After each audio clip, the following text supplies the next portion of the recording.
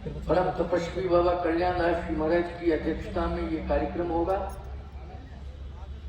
ऐसे नर्मदा पुत्र परम तपस्वी बाबा कल्याण दास जी महाराज ने भी लोकेशानंद जी को हृदय से आशीर्वाद दिया है और वो इस बात की प्रसन्नता हम संतों के बीच में करते रहते हैं।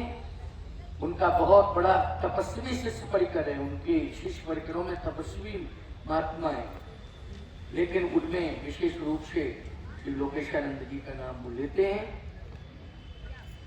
तो निश्चित रूप से बहुत बड़ी संतों की कृपा है। और जब से मेरे राम जी से जुड़े हैं, पता नहीं कितना स्नेह भरा मिलन होता रहता है।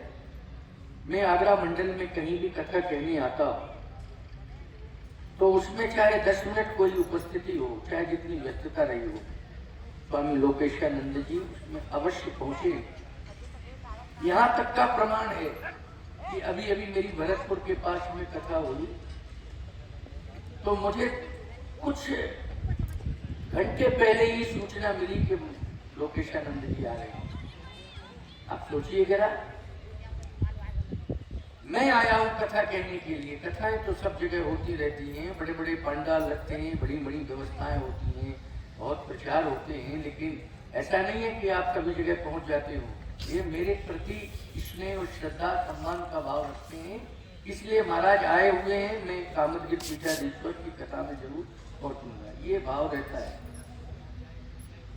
तो मेरे मन में भी ऐसा लगा था कि इतना विशाल आयोजन और एक तरुण तपस्वी की तपस्या लगी हुई है, और वो भी भारत का एक उदीयमान नक्षत्र तरुण तपस्वी लोकेशानंद।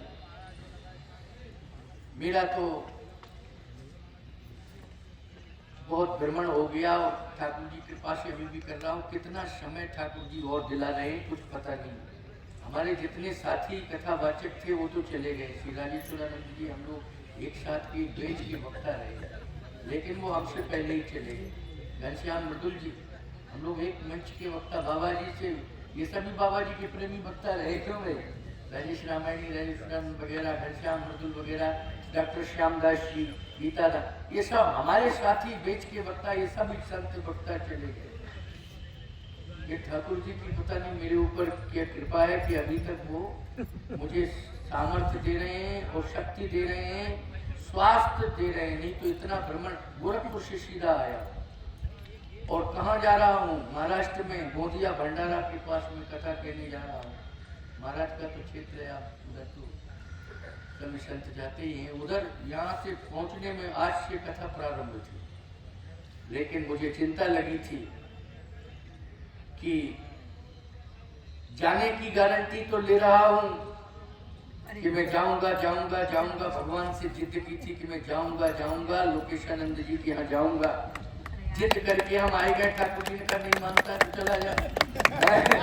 आ गया, लेकिन आने की गारंटी में थोड़ा हिचक रहा हूँ, इसलिए भगवान जो है इतनी ताकत और सामर्थ्य दे कि मैं प्रारंभ में आया और विश्राम के समय भी आ जाऊं। ये ठाकुर जी के हाथ में है। मैं उनसे प्रार्थना रोज करूंगा कि मुझे भेजो भेजो भेजो, है ना, क्योंकि आज से कार्यक्रम था, नहीं पहुंच पाया तो सब चीखते चिल्लाते रहेंगे आ रहे हैं आ रहे हैं आ रहे हैं। लेकिन वहां फंस जाऊंगा तो निकलने की जिम्मेदारी निकालने की ठाकुर जी की रहेगी। क्यों भाई, रहेगी कि नहीं रहेगी? प्रयास मेरा रहेगा, लेकिन वापस लाने की जिम्मेदारी ठाकुर जी की रहेगी। परंतु ये सत्य है, 14 तारीख को, 15 को विश्राम है, 14 को है ना, 15 को पूर्णाहुति भी है और मंच का भी विश्राम है। लेकिन ठाकुर जी चाहेंगे, उनकी इच्छा होगी। वैसे तो मैं शरीर से जा रहा हूँ, लेकिन कार्यक्रम में तो मैं आज से ही यहाँ उपस्थित रहूंगा। मन से मेरा मन नहीं लगता, नहीं, मन मेरा कहीं नहीं जाएगा। शरीर जा रहा है, लेकिन शरीर लौट के आ जाए मन के पास में, ये मेरा प्रयास रहेगा। क्योंकि मन यही रहेगा, मन रघुनंदन जारी की साथ है ना। परंतु शरीर से हमें कर्तव्य का पालन करने के लिए जाना पड़ रहा है। मैंने पहले भी महाराज को बताया था, ऐसा नहीं कोई अकस्मात कार्यक्रम बन गया हो। जब संपर्क जुड़ा था तभी मैंने महाराज पूरी स्थिति बताई थी कि इस तरह से कार्यक्रम की योजना, लेकिन मैं आऊँगा अवश्य।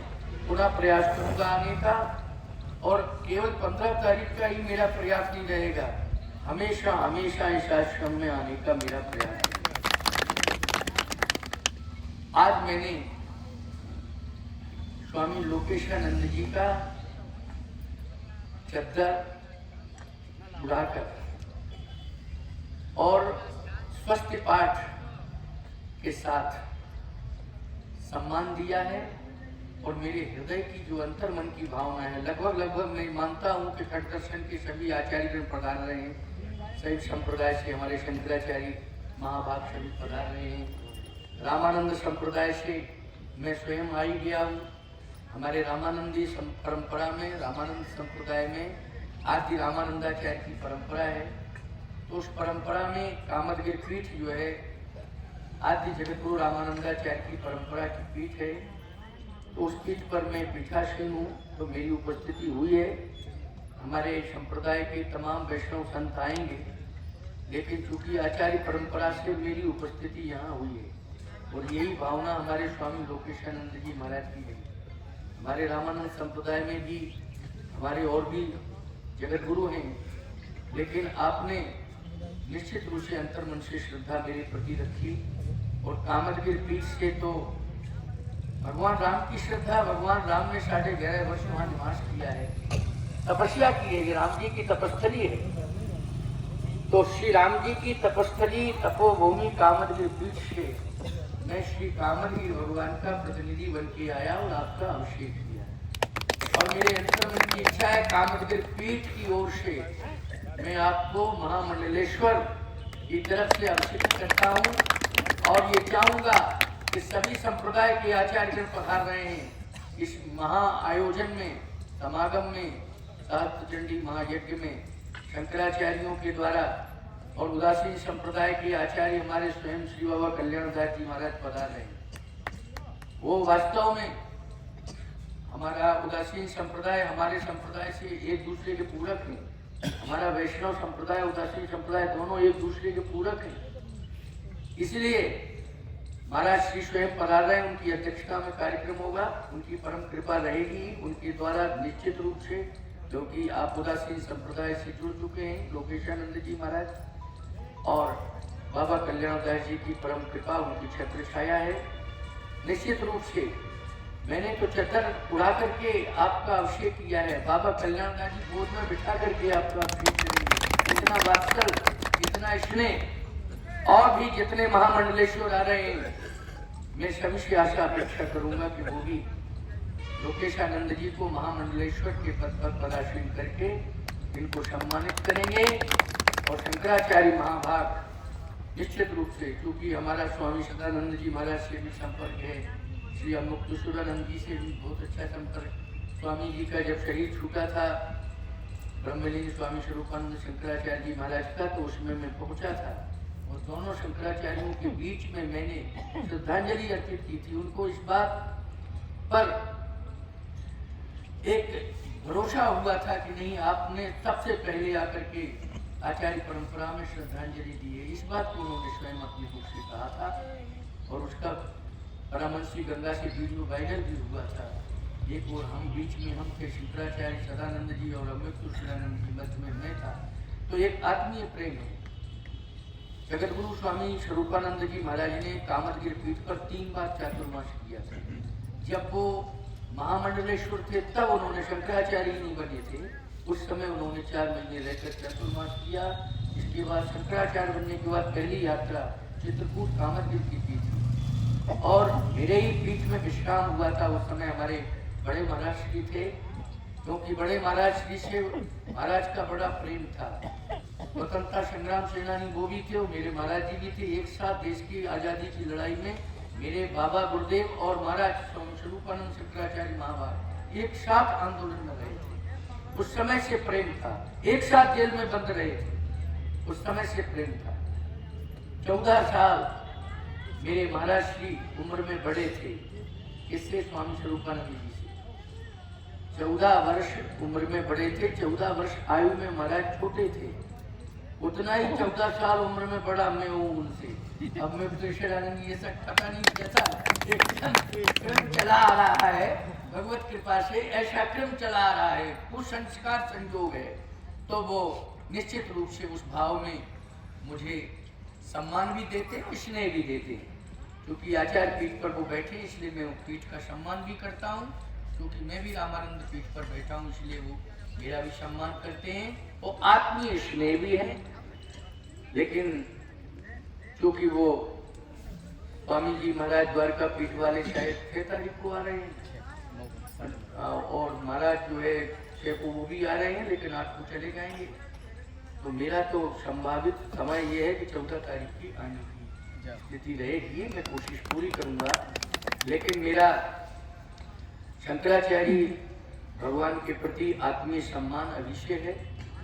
और चारों पीठों का, अभी गोवर्धन पीठ के शंकराचार्य जी भी कामतगिर गए थे, पिछले शायद 6-7-8 महीने कुछ हो गए हैं।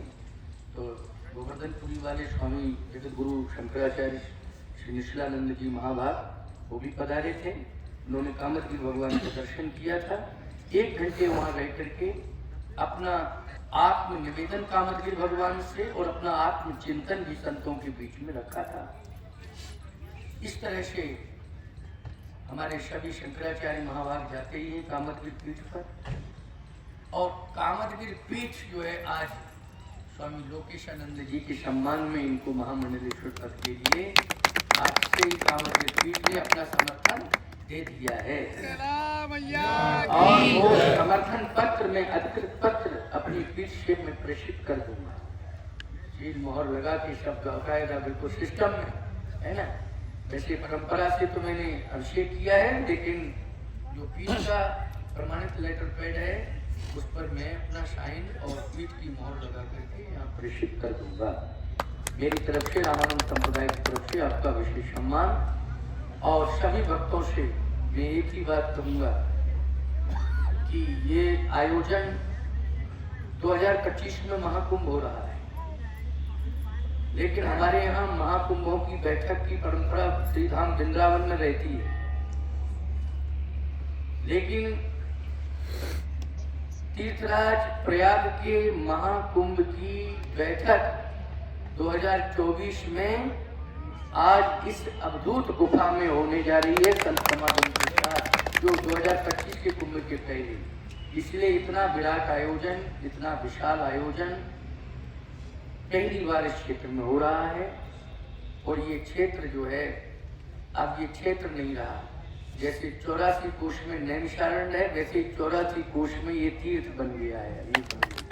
84 कोष के गांव इस तीर्थ से जुड़ गए। ऐसा भाव मान करके सभी केवल आयोजन तक श्रद्धा नहीं, सदा सदा श्रद्धा बनाए रखें और श्रद्धान्वित बने रहें। मैं सोशल मीडिया के माध्यम से पूरे क्षेत्रवासियों को, पूरे मंडल आगरा के मंडल वासियों को एवं उत्तर प्रदेश और देशवासियों को ये संदेश दे रहा हूँ कि स्वामी लोकेशानंद जी महाराज हम लोगों की परंपरा को इतना ऊंचा बढ़ाएंगे, इतना ऊंचा बढ़ाएंगे, जैसे सुमेरु पर्वत का शिखर है वैसे सनातन का शिखर, उस पर पताका सनातन की फहराएंगे। ये मेरी बहुत बहुत शुभकामनाएं। सभी संतों को मेरा भाव भरा मिलन, अभिनंदन, वंदन और स्नेह भरा प्यार और उनके प्रति आत्मीय स्नेह और उनको मेरा बहुत बहुत वात्सल्य लोकेशानंद जी को कि वो हमेशा हमारे प्रिय रहेंगे, हमारा वात्सल्य उन्हें मिलता रहेगा। और समागम में शंकराचार्य महाभाग तो कभी कभी आएंगे, लेकिन वो हमेशा आते रहेंगे। बोलिए श्री चंद्रदेव भगवान की जय, संत भगवान की जय, देवी देवताओं की जय, यज्ञ नारायण भगवान की जय। जय जय सीता।